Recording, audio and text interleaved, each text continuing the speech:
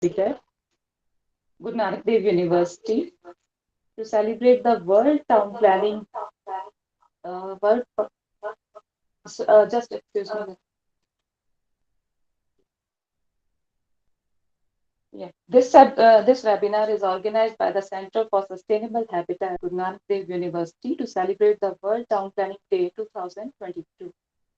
The World Town Planning Day is celebrated on each 8th November in 30 countries on 4 continents. It is a special day to recognize and promote the role of planners and planning in creating healthy and prosperous communities.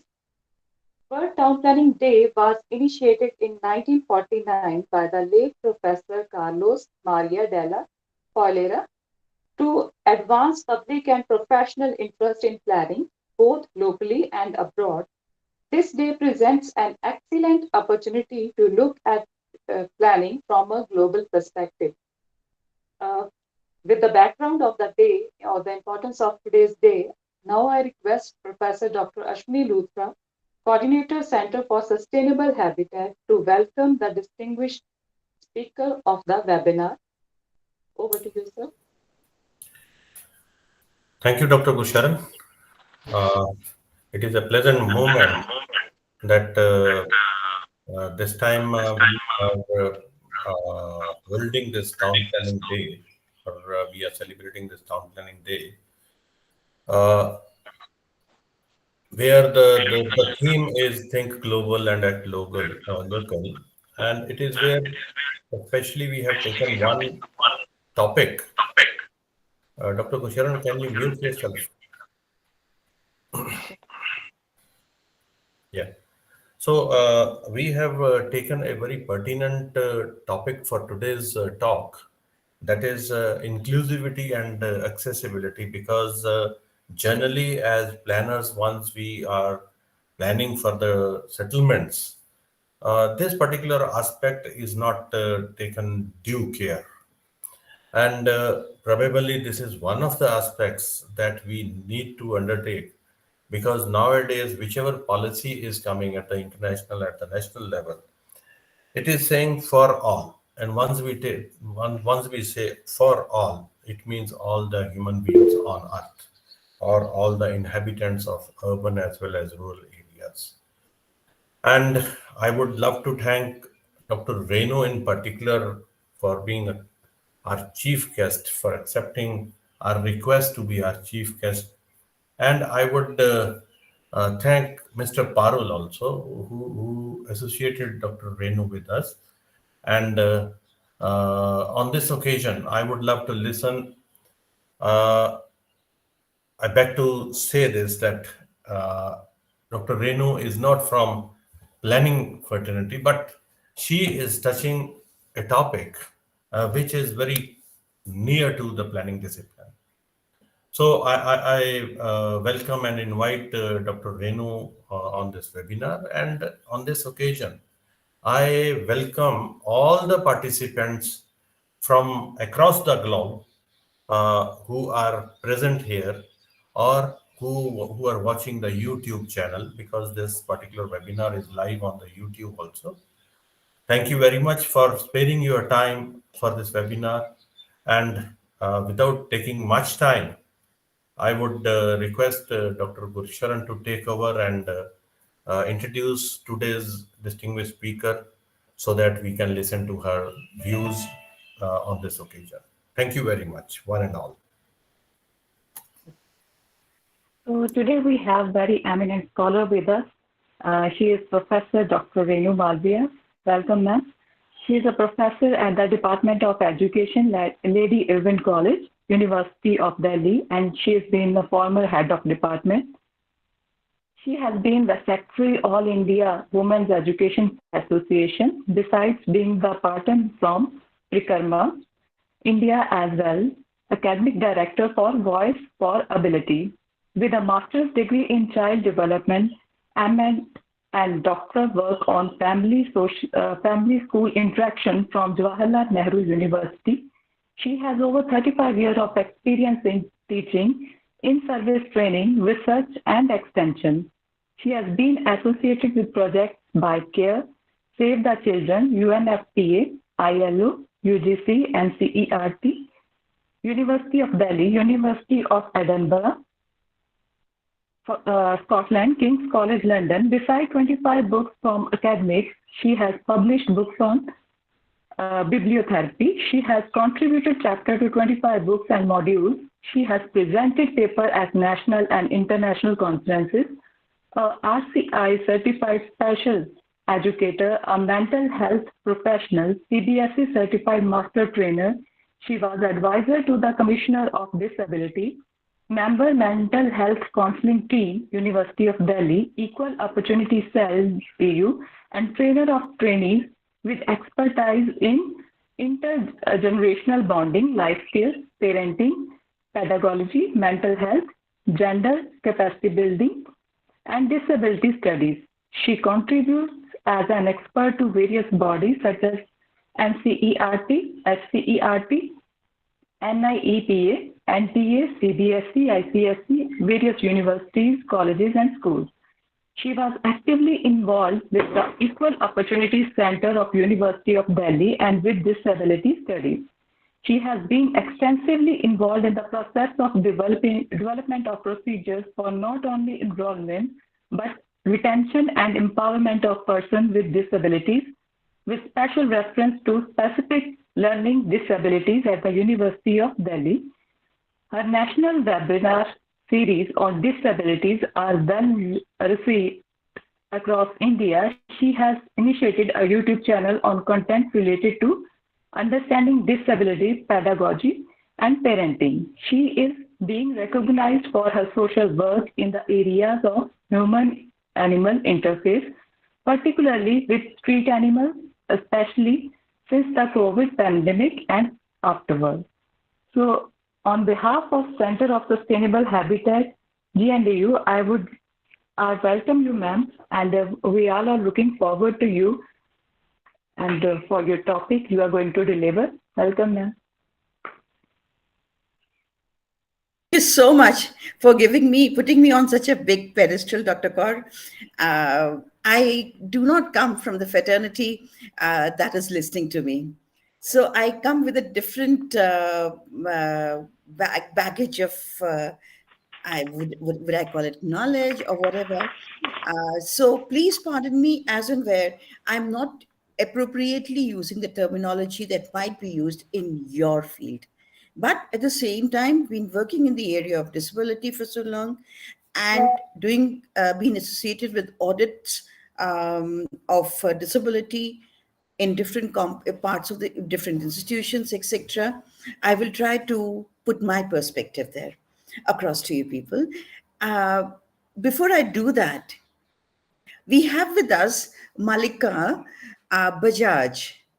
And may I give, with the permission of the entire team, Dr. Luthra, Dr. Kaur, and everyone else who's part of this team, Dr. Sharma, I can see here, may I give over the mic for a short while to Malika Bajaj to tell us her insight into what it feels to be disabled. She was temporarily disabled and on a wheelchair for some time. Over to Malika.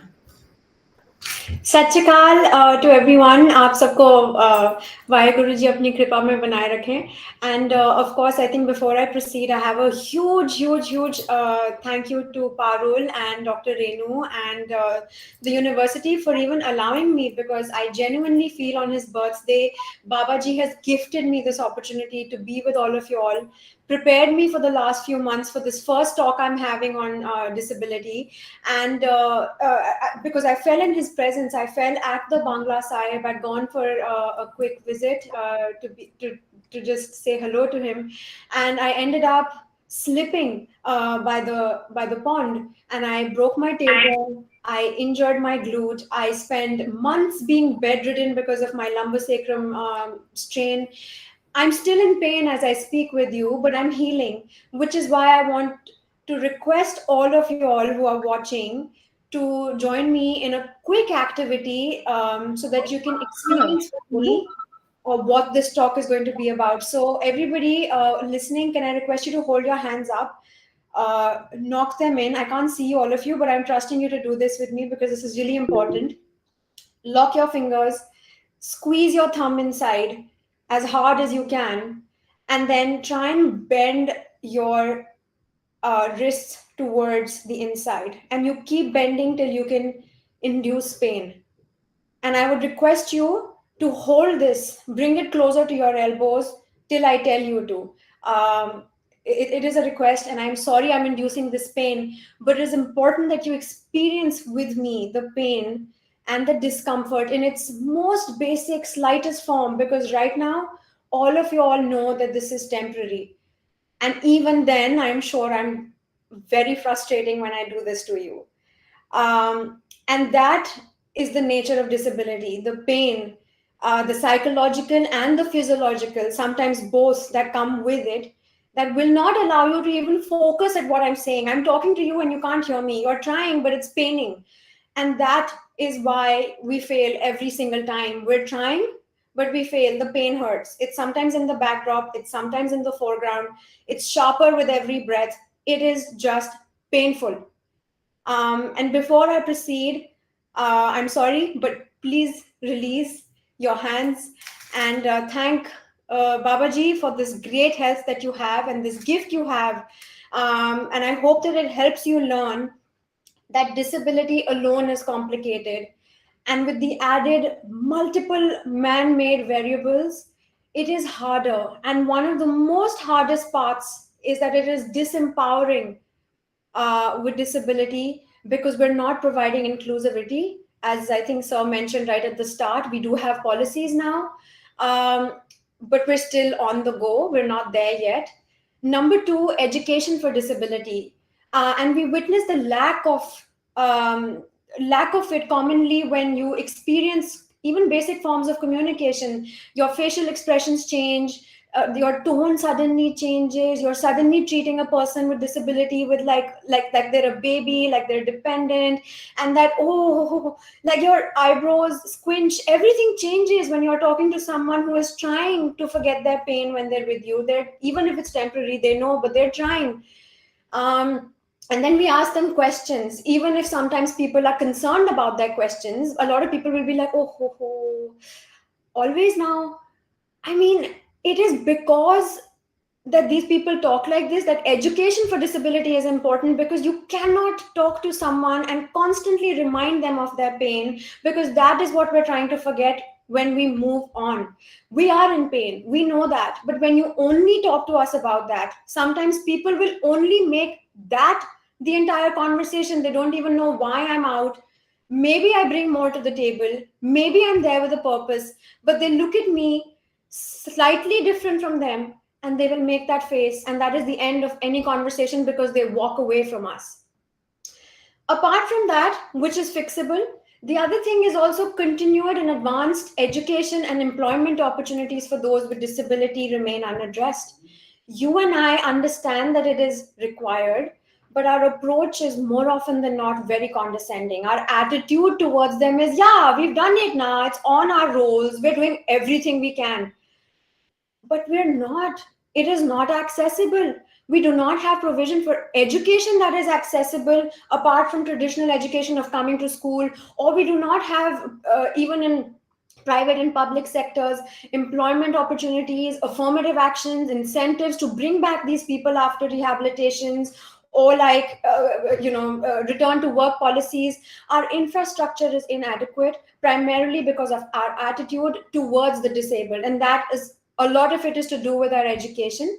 But then it also takes me to my next point, which is we mistake their basic human rights. And I'm saying there, and I am so grateful when I can say there, because while I was on the wheelchair and being bedridden and injured, I'm still there. I still can't travel on an Uber. I have to lie down in a car and move. But my doctors have promised me that I'm going to move. And I'm sitting now in front of all of you after 8 months. This is the first time I'm sitting for as long as I am now. I haven't been able to sit for more than 10 minutes in the last 8 months. But I'm doing this, I'm putting my pain behind. But we mistake their basic human rights, our basic human rights, because we put disability in the charity and the corporate social responsibility department of life. which then we witness. And I'll tell you why I'm so confident when I say this, is because all of us here, irrespective of which generation we belong to, which country we come from, and I know that all of us are primarily Indian, but all our YouTube followers who are watching us, all of us in school in primary grade have been taught, allow yourself to help someone visually impaired or differently able cross a street if you see them and do a noble deed. But this chapter is incomplete. Am I noble if I do it once, and then for the rest of my life, when I'm doing my usual routine, crossing the road, running to a train, running to catch a flight, I'm literally jumping across a wheelchair person. I'm coming in their way, I'm blocking their passage. I don't care if there is a blind person next to me, a hearing impaired person next to me, someone could have had mental health issues, someone could have broken a limb. I could not walk. It was very scary to be at a train station or even to cross a road because I am slow and everybody is honking. And even if they don't know, just a slight, that when you can hear that and you realize that you're stopping someone from being as fast as they can possibly be because you are slow, is a very scary feeling. And that is because we have been taught that differently able people can do with your help, and that makes you a better person once, even if you do it once. No, but we need to teach them that this is the movement, the freedom of movement is my basic human right. I should be able to access So, all these uh, transport areas. Sorry, so do you this want is to? wonderful. Thank you, Malika, for giving us the base for on what we are going to be working on today for the next 45 minutes. Right. And Malika, please keep adding if you need, or anyone else. Being a professor myself, I'm always in for people interacting in between, because that makes you understand which direction you're taking. So may I just share my slide, and a very warm welcome and congrats to the entire fraternity here, the urban planners of today and the future, for on World Town Planning Day. And I am just trying to put my slide forward here.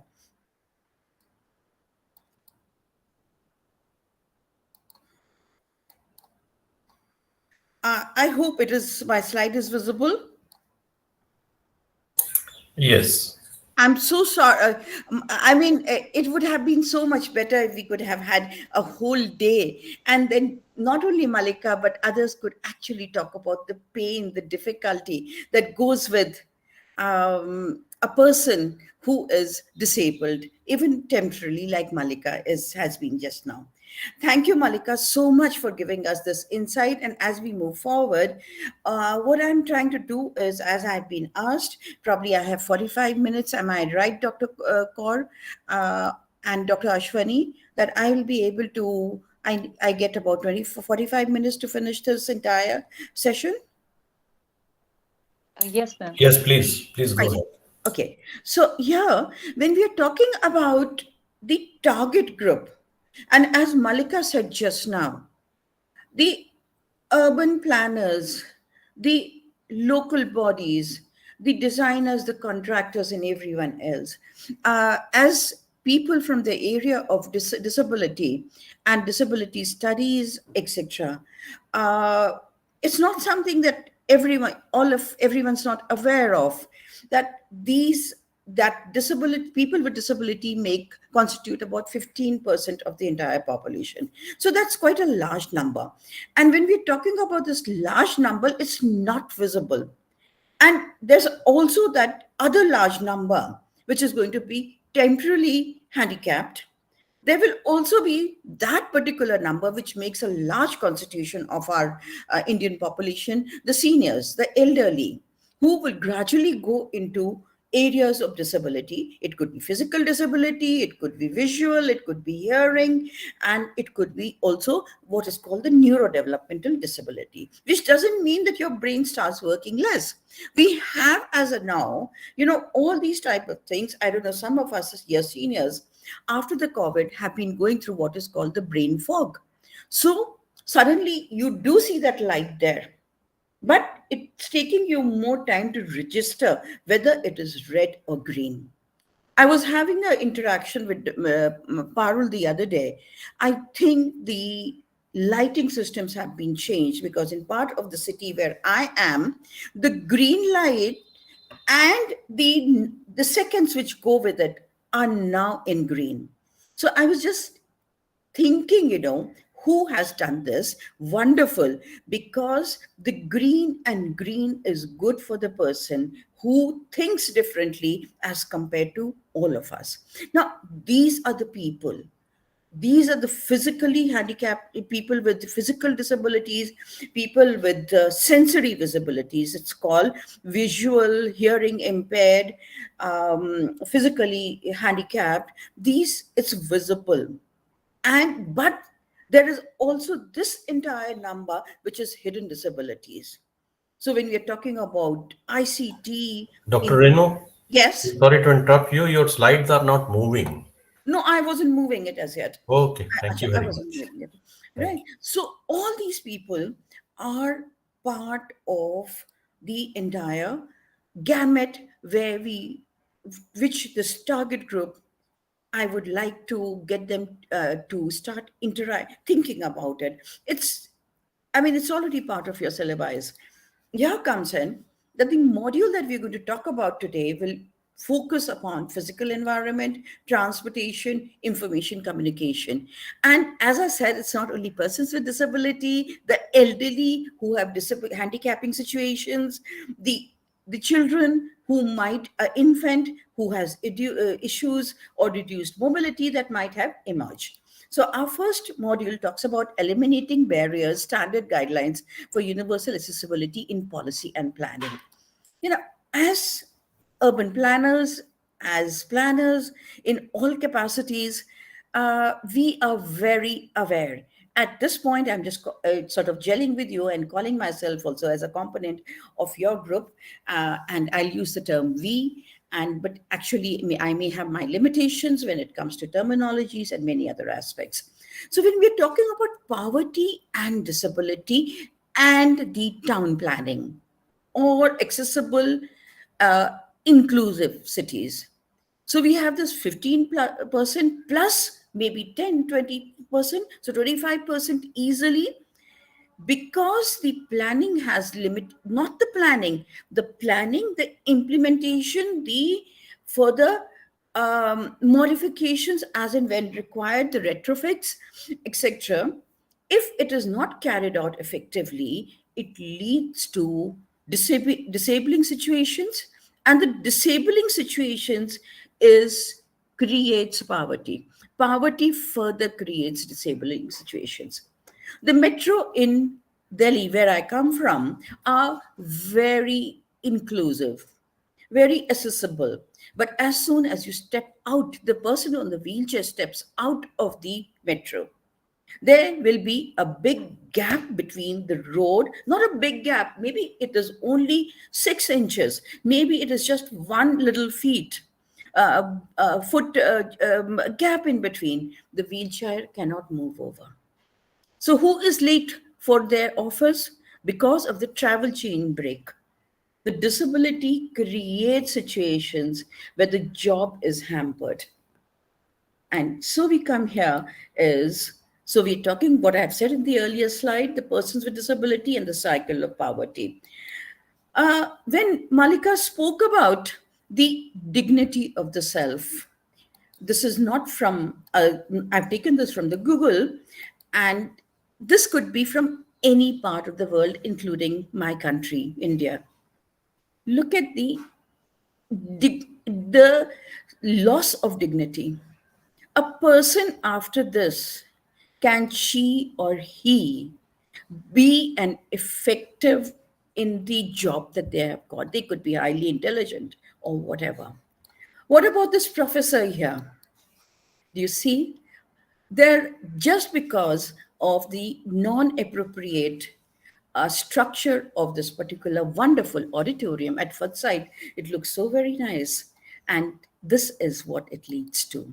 It automatically, we are removing those 15 to 25% of people can be highly contributing members of society, and putting them inside, I mean, we're removing them from the mass areas of our city. And when we, why this was at the moral, at the level of, where one feels socially uncomfortable, that, oh, this is what's happening. We, to support them at the global level, also we have a mandatory laws now, which percolate into the laws of the country. So WHO 2011 has spoken about equality, human diversity, and accessibility. The World Bank, the United Nations Convention for the Rights of Persons with Disability, which is shortly called, in short, called UNCRPD 2006, and the in India is a signatory to this. So all our laws are also further moving on from there, has clearly spoken about treating equally and with human diversity, human diversity with dignity and acceptance, and not only acceptance but valued. Then we have IDI, and of course we have the Sustainable Development 2013, the agenda, 2030 agenda of sustainable development, and of course, the the 11th point is directly related to urban planning. But the other, about 6 plus 5 of these, and there are only 17, are also directly, indirectly related to the to the planning of cities and the country. So the laws that we have in India is, we started off with the RPWD Act 1995, which speaks about persons with disability, equal opportunities, protection of rights, and full participations. And then we go on to India becoming a signatory of the UNCRPD, which I spoke about just now. And now, I know this is unfortunate. See, the Persons with Disability Act, the first one is in 1995. The next goes to 2016. What a large gap. But that is the negative aspect of it. But the positive is, now it is taking in 21 different disabilities. And so many people can now be seen gradually in the public spaces. I come from the Department of Education, and if you see in our university, I was trying to do a count, there are almost 2,000 children with various disabilities studying at the graduate and postgraduate levels. So that means they have come out of their boxes. Now they are in public spaces. And we know of the number which has been able to get empowerment, jobs, employment at par with others, thanks to urban planning, thanks to the city where they were, it has become more accessible and inclusive. But it is not completely accessible and inclusive. The more it becomes, we get more contributing members to our society, to our country, and to the globe and globally. So, disability, person is using a wheelchair. This is leading to a difficulty in gaining employment because the physical infrastructure, the transportation, the travel gaps in transportation, the travel chain gaps in transportation. Then comes the attitude and the non-empathy, which Malika has given amazing. Wish this whole session could have been taken up by Malika and I did not have to intervene in between. That would have really explained, how our attitudes is limiting the full inclusion of persons with disability. And of course, because of this, it is also leading to environmental barriers. And we will not speak about, I'll just come quickly now to what is happening globally. All of you are very aware of the Global Future Council on Cities for Tomorrow, the City Possible by MasterCard project, the United Cities and local government initiatives, and the umbrella international organizations for cities, local and regional governments and municipal associations. Uh, from here, just a glimpse into the world that is yours, and let us see what is happening, and we are very aware of it.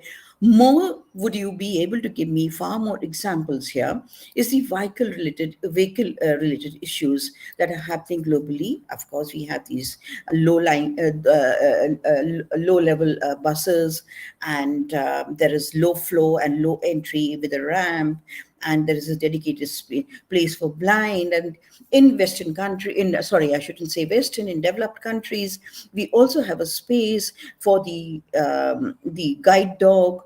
For the people there, there is space for the infant, I mean, a chair to be fitted in, etc., etc. And in India, at least the concepts are being acknowledged, even if we haven't reached there. Of course, when we say this, there is also an important aspect that needs to be kept in mind, and that is that nothing without for this of disability without the disabled. Example that we see is the electric buses. Wonderful, no noise, less pollution, less whatever, everything else. But my students who are blind, they are saying that, ma'am, बस चली जाती है, उसके बाद हमें पता चलता है. जो non-electric buses थी, the engine was in front. It made noise. So as soon as the bus reached the bus stop, the person with blindness would say, कौन सा number है? They were able to board the bus. Now the bus has left the bus stop, and that's when the vibrations and the little noise that is there is picked up by the person who is blind or visually impaired. And then is when they ask, कौन सा number था? अब वो number तो चला गया ना, the bus is gone. So can you imagine, at that level, when all these policies, this execution was happening, there was one person who had disability. So this particular point would probably have been put in, the engineers and the planners, etc., would maybe have done something about it. Probably it might be slightly late. But anyway, just an example of how it is happening. Of course, we have these already globally. The Russia has a social taxi system, but we also in India are at least taken in the idea of these aspects here. I have loved this idea, simple, but I was wondering if any city in our country has thought of this portable, movable, shaft here that we can have. Many of our bus stands in some of our metro cities have started looking like this. And I'll talk about this travel chain. You see this yellow line here at a particular point later on. Our roads and all. So here we have the zebra crossing. We do not have the tabletop crossings. The yellow part being slightly raised, so the vehicle just has to slow down here. And here comes in an example which has been bothering me for a long time, and I know this must be spoken in informally, formally in your departments and over coffee, etc. Is the mystery case that Dr. Pandole, who was driving at a very high speed and had those celebrity people who died in the accident and etc. The thing that came to my mind was, of course, what's happening is okay. She shouldn't have been on high speed, and the laws that have come out of it. But somewhere, perfect. I am not talking about the judgments, etc. But what came to my mind was, it was a 3-lane which was moving into a 2-lane. There were no clear indicators, and not a difficult thing to do. But we are all aware of it. But why were those indicators not there? There is a break or in the implementation processes somewhere. We are all aware of it. What are we to do, I wonder? Wonderful when you have this particular slide here, this particular picture. There's a footpath where the blind can go and the person with the wheelchair can go. But this is India. या तो पान वाली दुकान next day आ जाएगी वहां पर, नुक्कड़ दुकानें यहाँ पर आनी शुरू हो जाएंगी. तो ऐसा क्या हो रहा है? But at the same time, remember, we had this abhiyan, which was that split. We have that red, jab hum thukte kaun sa what gutka and all. So all our government buildings used to have that red stain everywhere. And then there was this, I'm not remembering the name of that particular abhiyan, but the spitting has definitely decreased many-fold after that. Our polio drives have been very effective. Can we have some sort of awareness, sensitization, very doable things where the public also starts looking at this and saying, oh, why is this happening? Why can't we just have this here? And is something that I would love to think about. Coming to the tiles, this is just examples that we all know. If you look at this, this is the go tile, which has the straight lines, and this is the stop tile. So if you are visually impaired, you are blind, you are neurodevelopmentally different. So you are going straight, and here there is a door here. So this particular tile is put here so that you stop, assess the situation, then you decide to move forward. But often this particular stop tile is being put here. Now, the person who is challenged keeps stopping here, stopping, doesn't know what is happening here. So now look at the same thing here. Now, this had to be these particular tiles, the go tiles. But here, what do we have? Where is that gone? What I was showing. Yeah. See, now it's not the running, it's not the street, the go tiles. Tactile tiles, they are called, because they are raised, they're called tactile tiles. Now here it is the stop, assess the situation, and then go. That is the tile that has been put here. More decorative. But the very essence of why these tiles are being put here has been lost. Of course, when I was talking about that spitting abhiyan, or I'm talking about polio abhiyan, why everything in this particular picture is, as far as the planning is concerned, as far as the architecture of this place is concerned, is perfect. There's a yellow line, there's parking written, it's visible, everything. But somebody decided to make it more decorative with these plants here. But the society, the community has done nothing about it. It's not like कुछ गलत हुआ है, किसी की आंख में भी नहीं दिख रहा है. Nobody is objecting to it. There is no sensitization to that. So when we talk about the need for social sensitization and who is to do it, here again, these are the misleading signs here, and the dead end. Dead का मतलब हिंदी में क्या होता है? Perfect. So this is exactly what it is, the dead end. These tiles are going into the river. This is going into a nala. This is there to see that your head is broken here too. So there are many others. I really need to go to this police station, chowki here, and ask them कि आपके यहाँ इतने सारे handicap लोग क्यों आते हैं? कभी आपने सोचा है? The tile is reaching to the backside of Delhi police.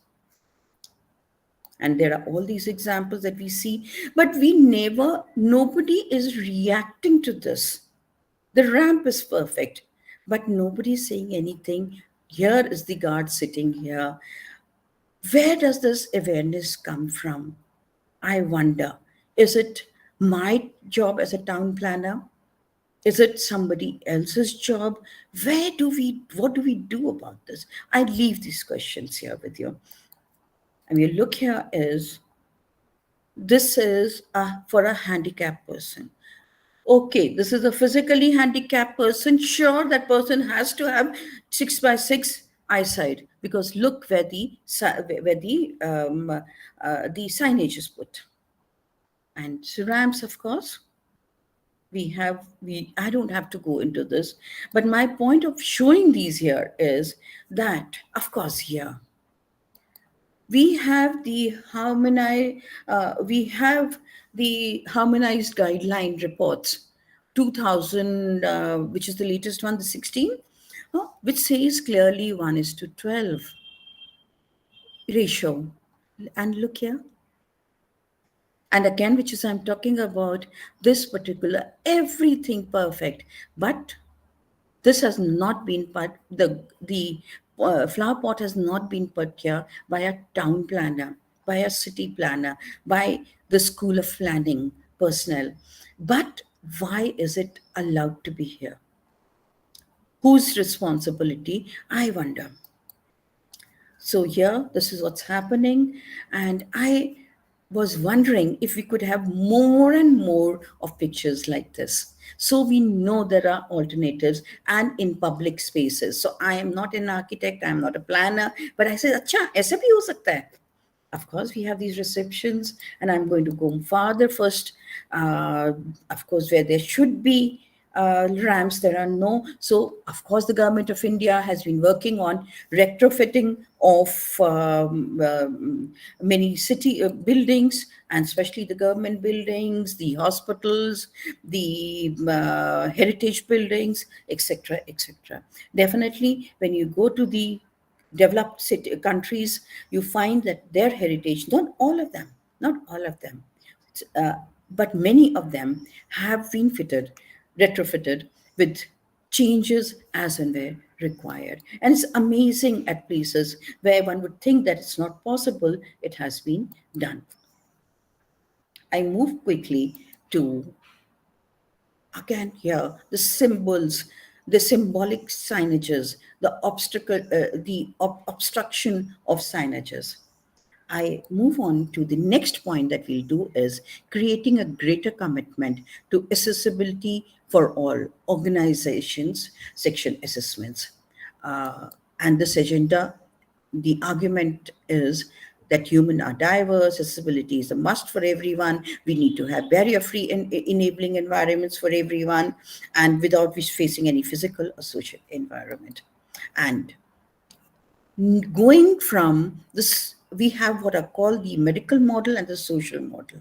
Medical is the person who has an issue with the environment, does something to change oneself.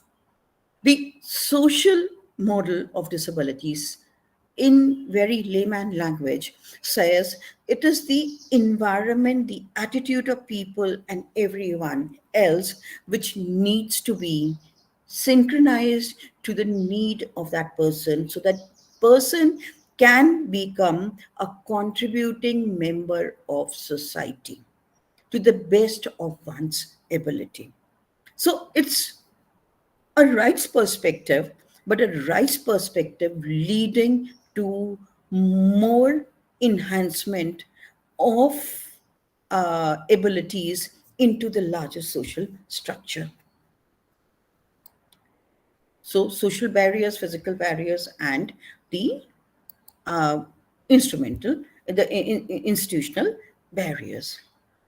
When you talk about understanding what is accessibility, accessibility refers to a feature or quality, and it is linked with, and where we need to have accessibility is physical or virtual, space, facilities, services. Accessibility refers to the technical standard and mandated nationally or internationally. So there are technical, it's not something that you do without any parameters. It's very It is an abstract thing which has finally been concretized into very doable, concrete aspects. And why is accessibility that matters to city planners? It decreases the rate of poverty, deprivation, and exclusion. And it is for the realization of the 2030 Agenda for Sustainable Development and other internationally agreed development goals. So it is mandatory for us to do it.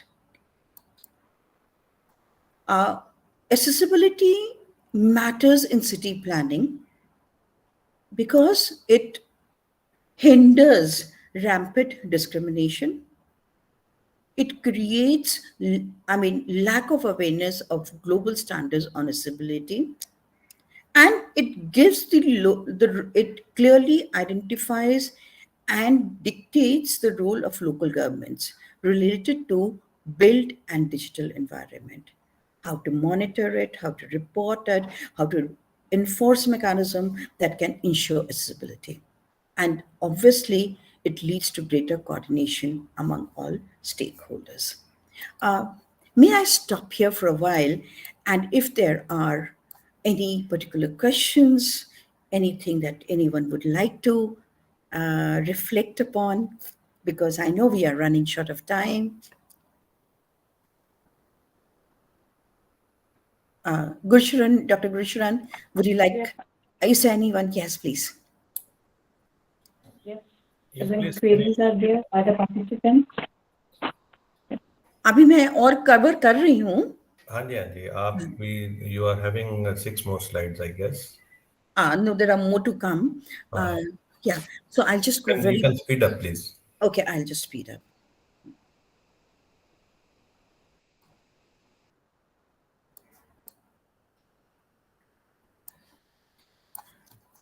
So, when we talk about the universal principles of universal design, and these are the principles that we are very, very aware of. Accessible India campaign is a very important campaign, and these are the things that we are dealing with, and this is a United Nations aspect which has been given here. In India, we have focused the three pillars of Accessible India campaign is built up environment, transportation, and ICTE. And details are all here in the slide. What we also need to be aware, I'm sure we are aware of the institutional framework and the statutory bodies. If supposing that these are some of them, and when we are working as town planners, as planning planners, then these are the area sections of these are the different institutions that maybe for disability we might need to refer to. And these are the different provisions of Act on Accessibilities that we have in our country. And I will just skip all the examples that we have because I'm sure that many of us, all of you, when you put them together, there'll be so many more that we have. The references for the resources for the participants are right here.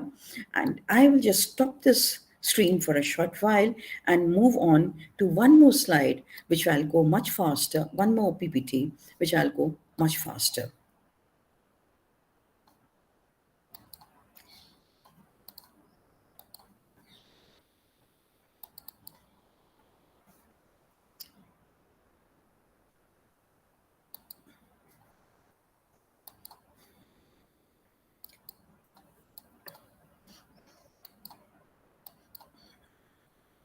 I hope my second slide is visible.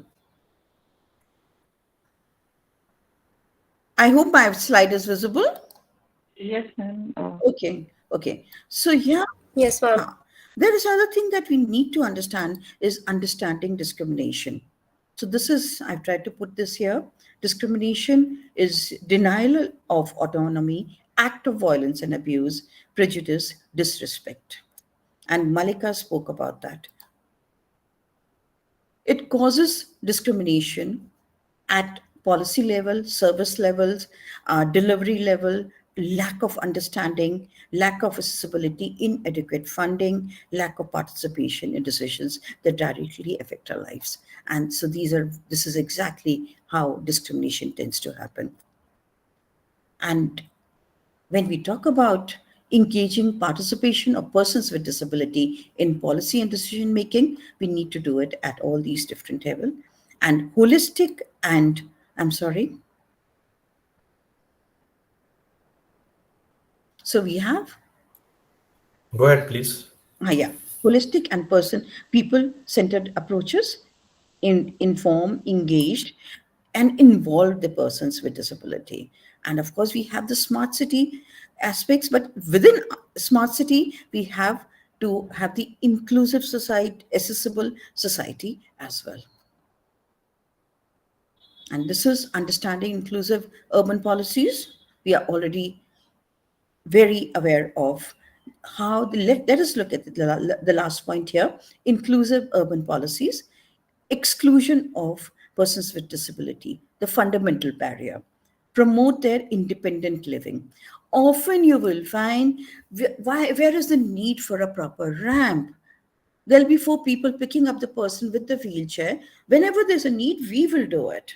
Now, that is making a person non independent. And therefore, the maximum contribution from that person does not happen. It's a very collective South Asian Indian aspect. We care for our neighbors, we care for our family much more than other societies do. But we also tend to implement that in areas such as this. The understanding inclusive urban policies and programs. So these are some can facilitate the implementation of UNCRPT through the national and regional disability strategies and plan preparation, gain information about the various sections of society, including persons with disabilities, identify and enable working with all the affected population for change, supporting people through the process of change in our urban areas. And when we are talking about realizing access and inclusion, achieved by fulfilling the obligation various national governments have towards UNCRPD, and persons with disability are a distinct resource of knowledge and experience, which can help to build resilient societies and communities. And this enables the full and equal participation in society, regardless of age, gender, or disability status. So we have the same policies put in here. And here, Excuse me, the slides are not moving. the slides are not moving. They were not moving from the beginning, is it? Yes, ma'am, they are just on understanding discrimination. Oh, wish I had gone so much. Okay, so here I'm just putting it here. We had seen this. I've spoken about smart cities, and with smart city, the inclusion, enmeshment of accessible and inclusive society. Uh, issues and how to go about doing that, because smart city is more about ICT infrastructure, ICT, but within that ICT which will support persons with disability also. So if you have a technology but the person on the wheelchair can't use it, the person who doesn't have a hand can't use it, or the person who is visually impaired does not have access to it, then automatically it is not the one of the component of smart city. Accessible and inclusive society is not taken into place. I'd spoken about this and I read this out, and I hope my slides are moving now. Mhm. Yeah. So inclusive participation by embedding accessibility in urban areas.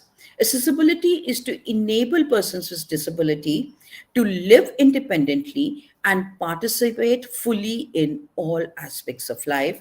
Barriers to accessibility hinder full and of persons with disability, full participation of persons with disability in society on an equal basis with others.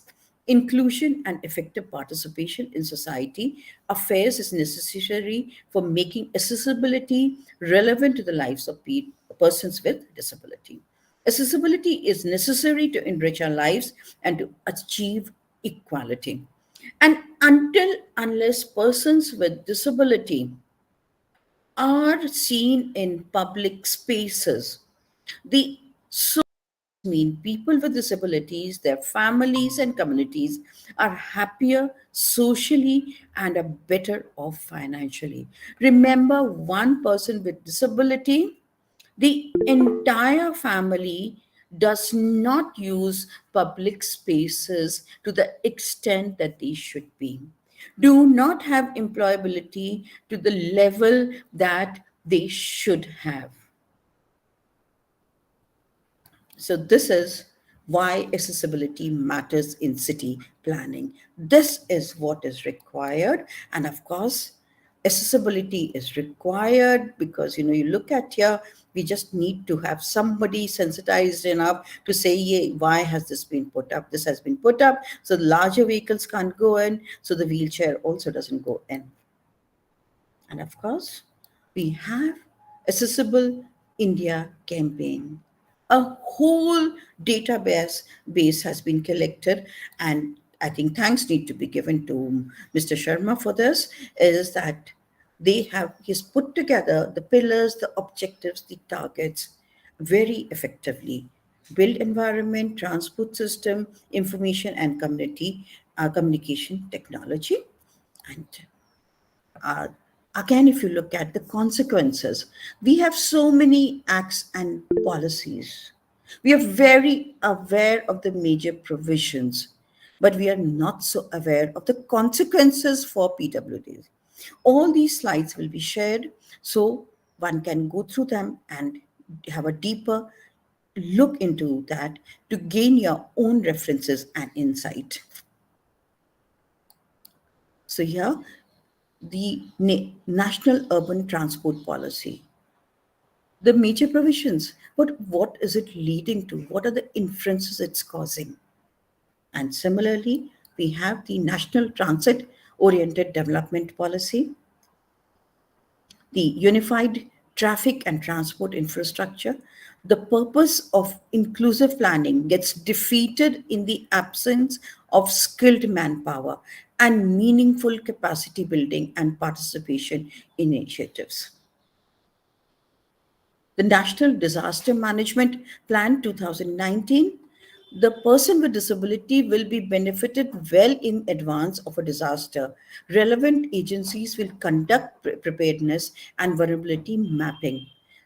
Repairer transportation systems for door-to-door evacuation, like accessible boats, etc., would be developed, which will be useful for persons with disability in routine life as well.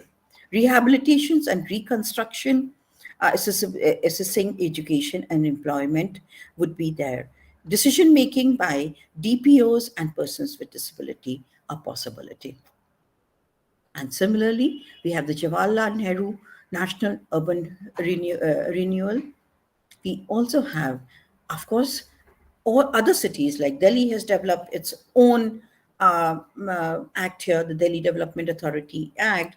Maharashtra, this is again Maharashtra, and the act of Maharashtra, which the town planners of Maharashtra have done it, and other areas have also done it.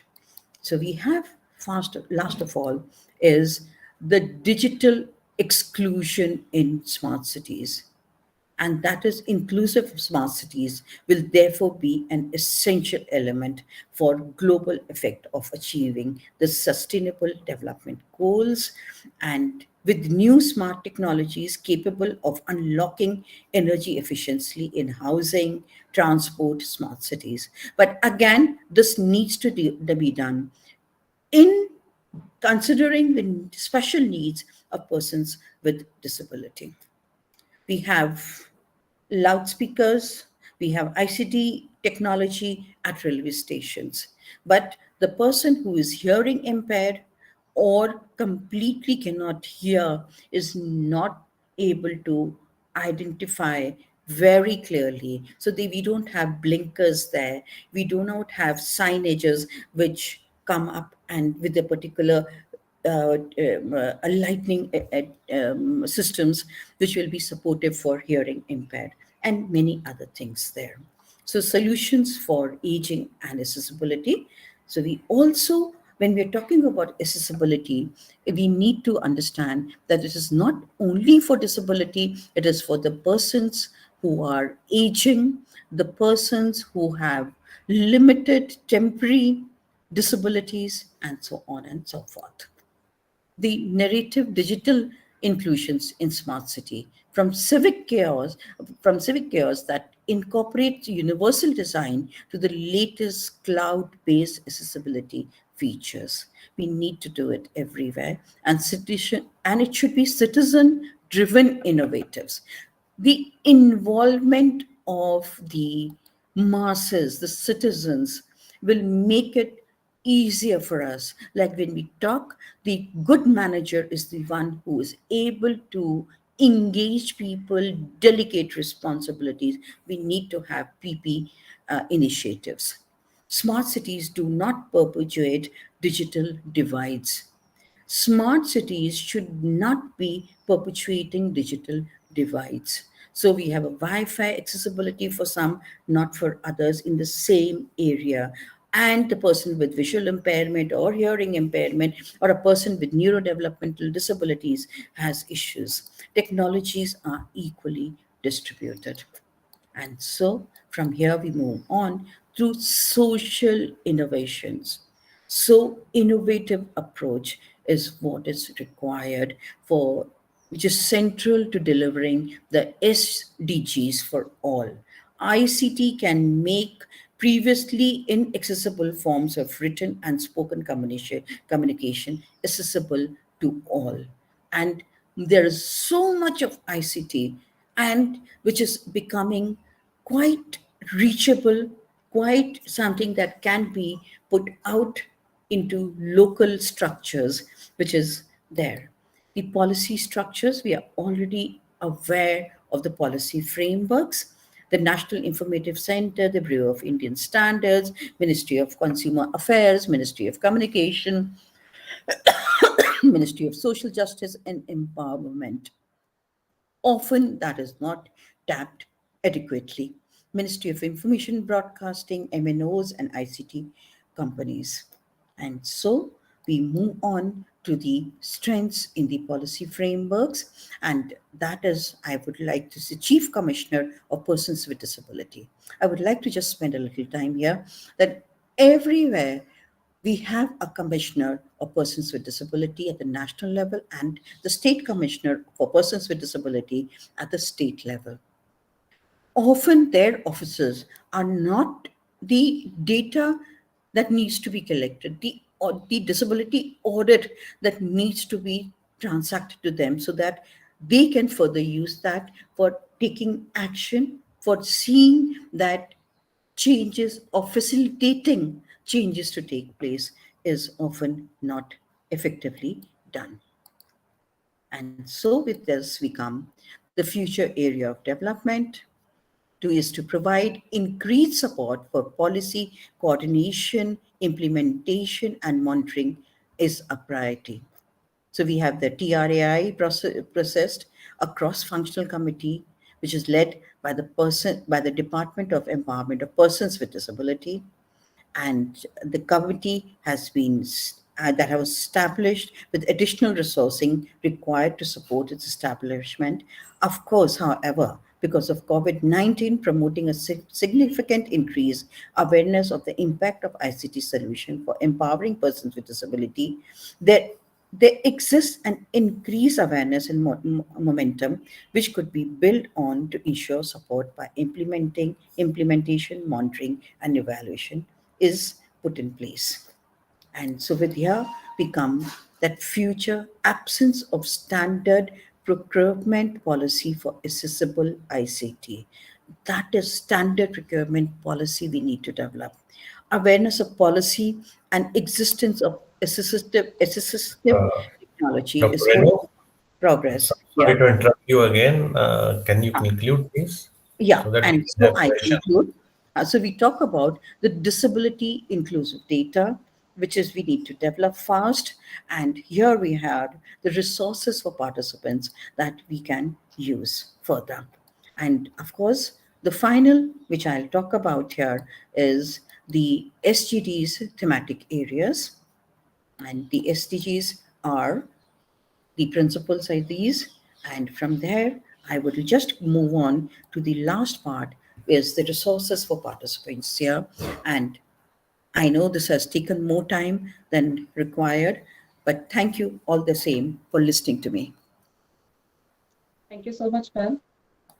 Uh, Thank you for sensitizing us on this issue that how disability leads to discrimination in the society. At the same time, I would also like to thank Mr. Parul Sharma, who is continuously giving the resources and sources, adding them in the chat box. Now, I would like to call Professor Dr. Ashni Luthra to give the vote of thanks to Madam Renu. Before that, if any participant have any query, you may ask.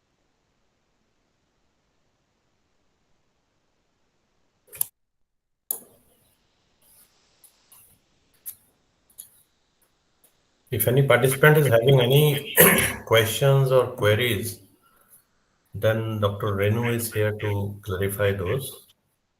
Please pose your queries.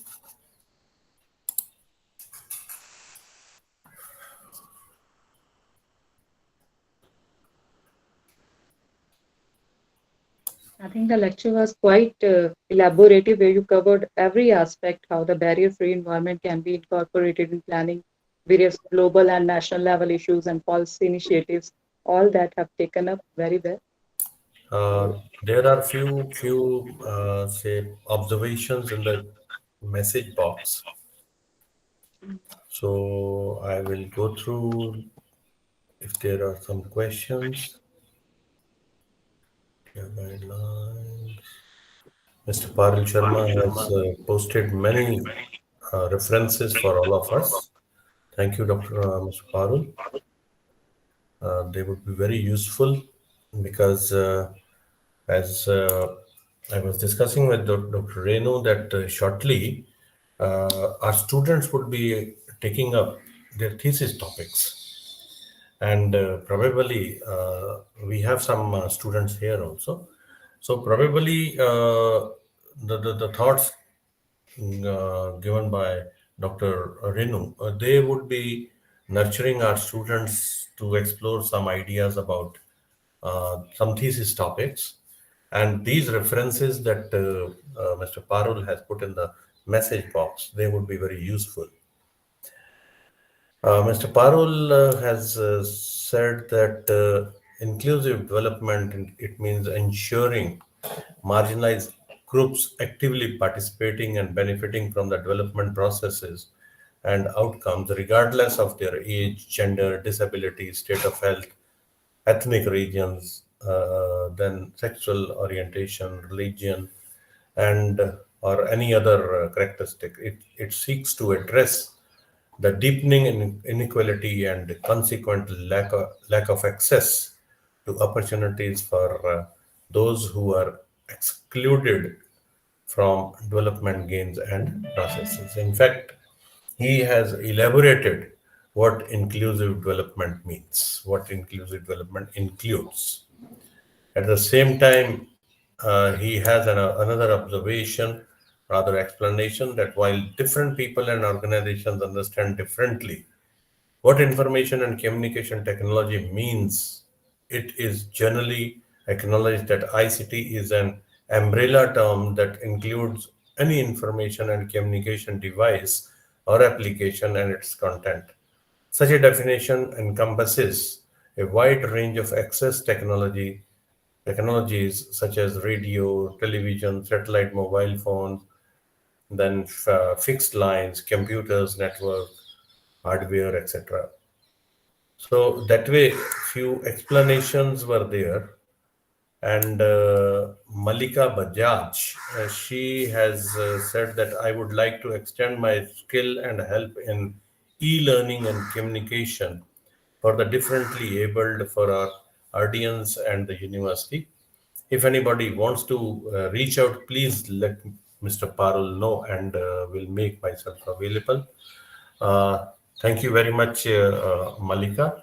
And I may tell the audience of this webinar that we are already having a plan that maybe in the month of end February or March, we would be organizing this particular session face to face, because that would give us more time to discuss the things face to face, because maybe some limitations in the network also prohibit some of us to join the webinar, because I got two or three such messages that we are not able to join.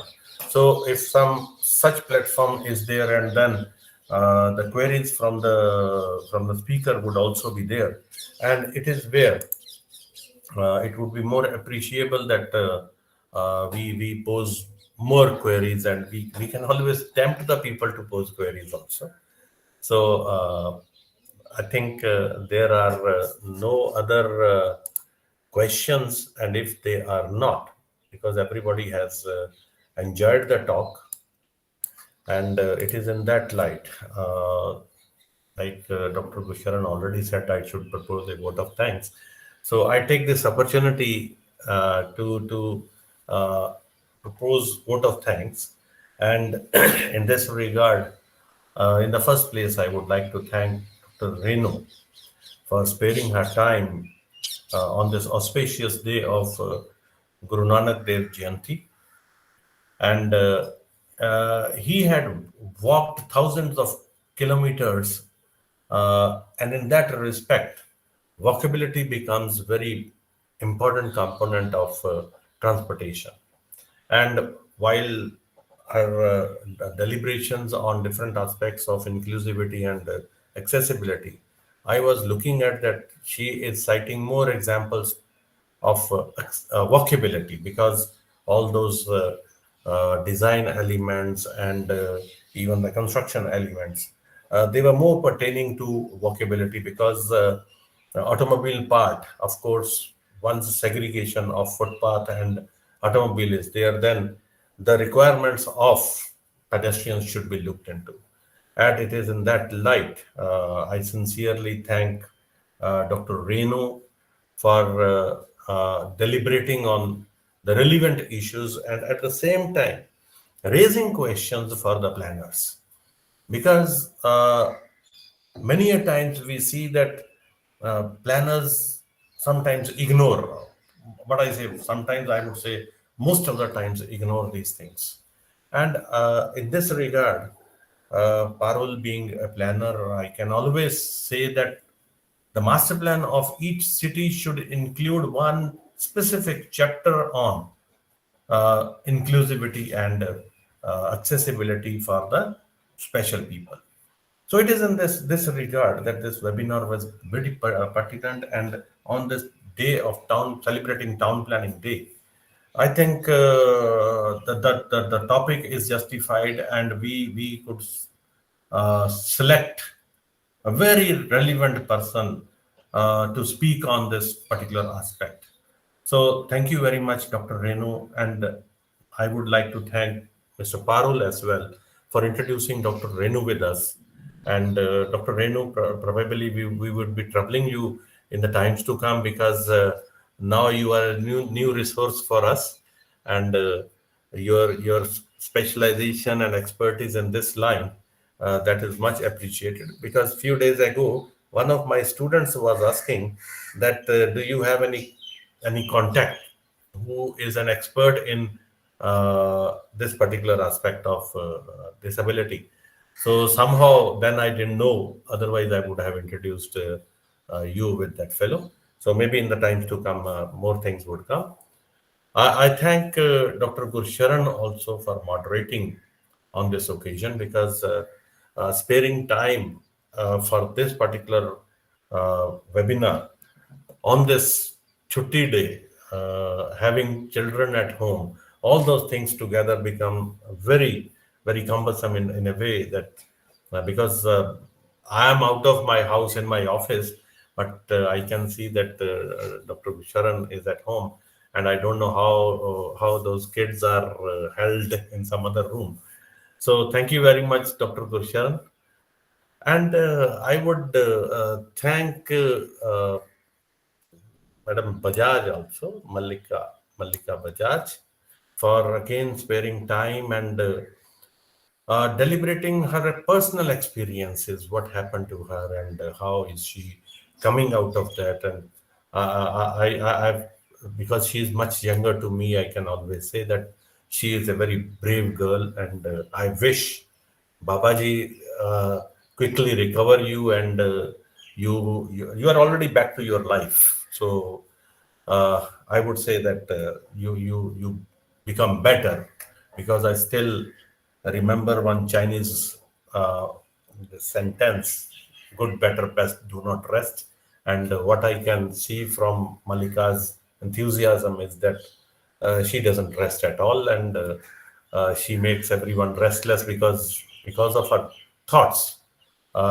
Food of thought is there, and ultimately she puts everybody on some type of research and job.